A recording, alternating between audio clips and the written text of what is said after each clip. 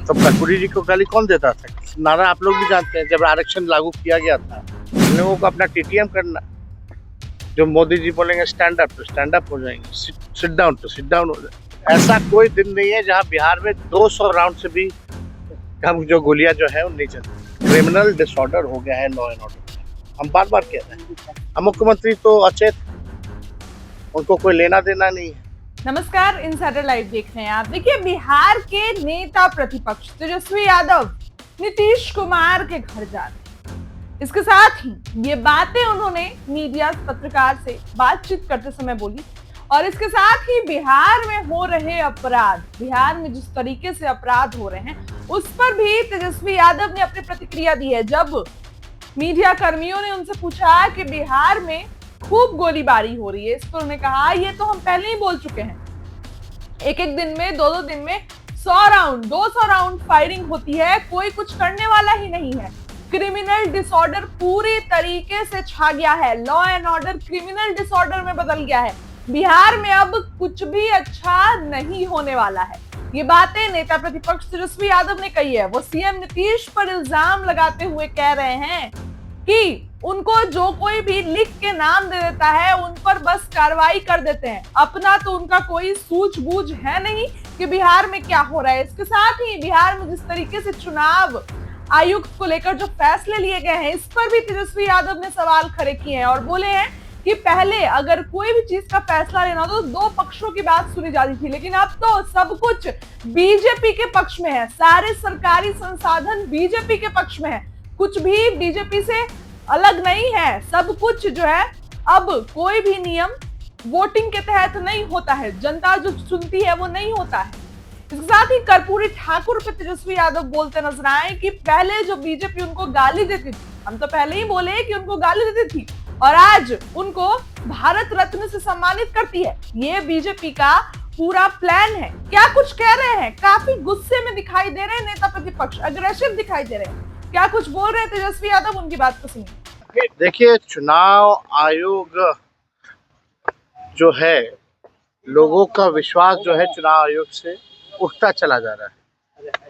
जो विश्वसनीयता जो चुनाव आयोग की है वो लोग दिन प्रतिदिन जो है हर चुनाव के बाद खोते जा रहे हैं। और आप सब लोगों को पता है, जो भी पॉइंटर्स क्वेरीज जो होती है विपक्षों की, कि विपक्ष के सवालों का जवाब दें, संतोष करें, विपक्ष को सेटिस्फाई करें, या और कोई बात होती है, शिकायत होती है तो उसका हल निकाले, नतीजा निकाले, तो चुनाव आयोग नहीं निकाल पाती है। आप देखिएगा, पूरी तरीके से जब मैच होता है तो दो टीमों के बीच में मैच होता है, उसमें अंपायर भी होते हैं, दर्शक भी होते हैं, खिलाड़ी भी होते हैं, और खास तौर पे चीयर लीडर्स होती हैं आजकल। तो अब चुनाव आयोग का जो है वो बीजेपी के चीयर लीडर हो गए, दर्शक भी नहीं बन गए। अंपायर तो दूर की बात है, चुनाव आयोग जो है बीजेपी का चीयर लीडर के तरह काम कर रहा है। और ये लोकतंत्र के लिए, संविधान के लिए चुनाव आयोग कैंसर बनता जा रहा है। आप सब लोगों ने देखा होगा, बिहार में जब 20 का जो चुनाव हुआ था तो पहली बार इतिहास में रिजल्ट वाले दिन जो है 3 बार प्रेस कॉन्फ्रेंस इन लोगों ने किया। काउंटिंग को रुकवाया गया, 5 बजे रुकवा दिया गया, हम लोग जीत रहे थे, और रात के 2-2 बजे तक जो है इन लोगों ने डिक्लेयर किया। जो कई सीटों पर बेईमानी हुई, हमारे कई जो जीते हुए प्रत्याशी थे वो कोर्ट भी गए, एविडेंस भी उन लोगों ने पेश किया, लेकिन चुनाव आयोग को कोई लेना देना इस बात का नहीं रह गया। तो ये चुनाव आयोग जो है, हम बार बार कह रहे हैं, ये कैंसर की भूमिका निभा रहा है। लोकतंत्र और संविधान को खत्म करने का प्रयास जो है किया जा रहा है। राजीव कुमार जो आउटगोइंग इलेक्शन कमिश्नर है, उन्होंने कहा कि विपक्ष जो है लूजर्स है और वो हमें ब्लेम नहीं करे। तो हम कौन ब्लेम क्यों नहीं करेगा भाई? बेईमानी करोगे तो ब्लेम कौन नहीं करेगा? करेंगे, एकदम करेंगे। आप उसका तार्किक जवाब दीजिए। जो पॉइंटर क्वेरीज होती है उसका पॉइंट टू पॉइंट जवाब दीजिए। आप तो उसका जवाब ही नहीं देते। तो कोई भी बने हैं, नहीं बने, जो बने हैं, हम चाहेंगे कि संविधान, नियम कायदा से चलें, ना कि कोई पार्टी का चेयर लीडर या पार्टी का सेल बन करके काम करें। तो ये काम होना चाहिए। पटना में और जब हम लोगों की सरकार कभी भी जब बनेगी केंद्र में, तो हम लोग जीतने के बाद जो है ईवीएम को खत्म करेंगे।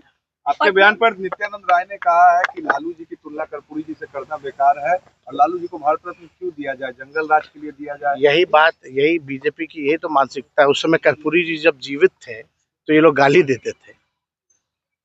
अंबेडकर जी को इन लोगों ने जो है गाली देने का काम किया, कर्पूरी जी को गाली देने का काम किया। इनको अभी नहीं ना बुझाएगा। जो भी महापुरुष है, चाहे अंबेडकर जी के निधन के बाद कितने साल बाद भारत रत्न मिला, कर्पूरी जी के निधन के बाद कितने साल बाद भारत रत्न कर्पूरी जी को मिला। तो जो भी महापुरुष हैं, उनकी कुर्बानी क्या रही है, समाज में क्या योगदान रहा है, बाद में पता चलेगा। उस समय जो भी पक्ष या विपक्ष में रहेगा, उस समय लालू जी के लिए मांग भी होगी और लोग देने का भी काम करेंगे। भारत रत्न का जो आज विरोध बढ़ता जा रहा है, हम तो कई बार बोले कि ऐसा कोई दिन नहीं है जहां बिहार में 200 राउंड से भी कम जो गोलियां जो है वो नहीं चलती है। प्रतिदिन जो है पटना में हर जगह अपहरण हो, कई जगह आप देखिए थानाओं में हिरासत में लोगों की पिटाई होती है, मौतें होती हैं, उसका कोई जवाब नहीं दे पाता। तो ये क्रिमिनल डिसऑर्डर हो गया है लॉ एंड ऑर्डर का। हम बार बार कह रहे हैं, हम मुख्यमंत्री तो अचेत हैं, उनको कोई लेना देना नहीं है। जितना लिख करके देगा अधिकारी खास लोग, उतना ही देखते हैं, बाकी सच्चाई। तब कर्पूरी जी को गाली कौन देता था?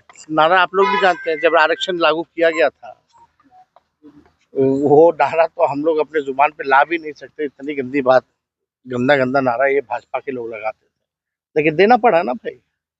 आज बताओ, इनको तो बोलना चाहिए, ये वही है ना जो जातीय जनगणना मना किए थे हाउस में कि नहीं होगा। वो लोग क्या बात करेंगे? क्या इन लोगों को कर्पूरी जी की बात को पता है?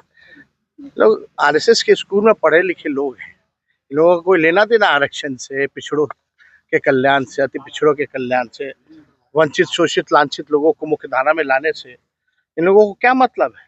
इन लोगों को अपना टीटीएम करना है। जो मोदी जी बोलेंगे स्टैंड अप तो स्टैंड अप हो जाएंगे, सिट डाउन तो सिट डाउन हो जाएंगे।